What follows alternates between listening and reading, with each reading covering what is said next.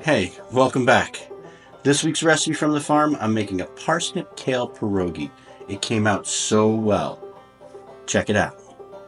So I'm making basically a pasta dough here. So I've got 2 whole eggs and like another 4 egg yolks.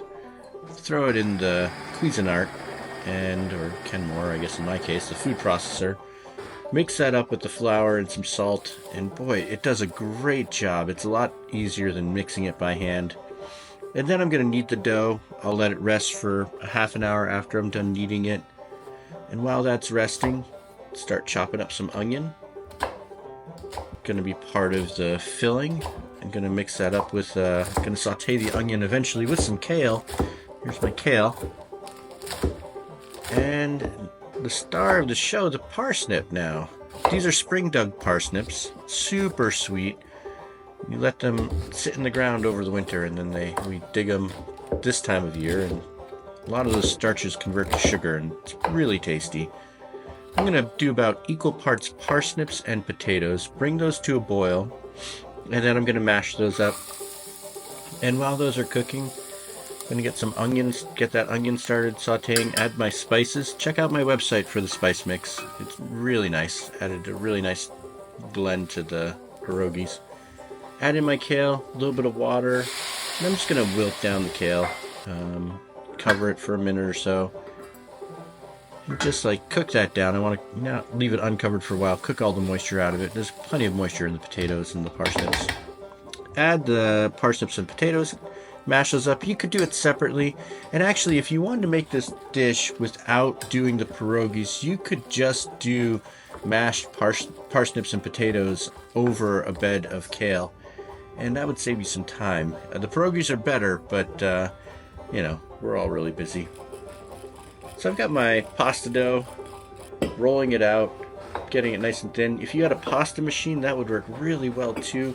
I do not, so I'm rolling it by hand with, different levels of success. Until I get it nice and thin, add a little more flour, just keep rolling it out.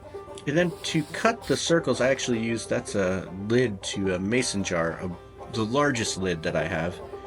And that made a really nice size, appropriate circle. I was really happy with that.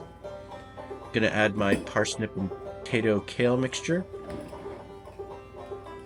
Get those in. Then I'm gonna seal the outside of the edges. I'm gonna dab the outside of the edges of the pierogies with a little bit of water just to help me seal it in. You could add some cheese to this mixture. I chose not to. I just thought it didn't need it.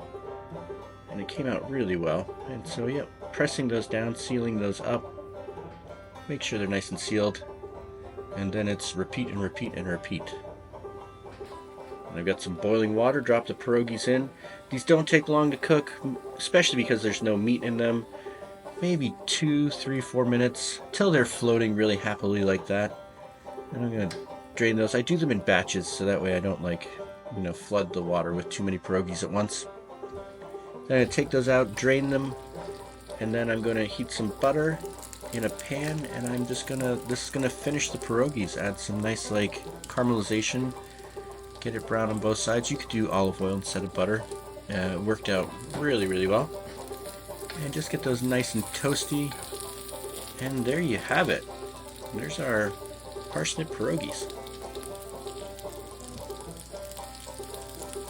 Alright, I've got my finished pierogies here. I'm gonna add a little bit of sour cream. You could add some scallions onto that sour cream too if you wanted to. It'd be really nice.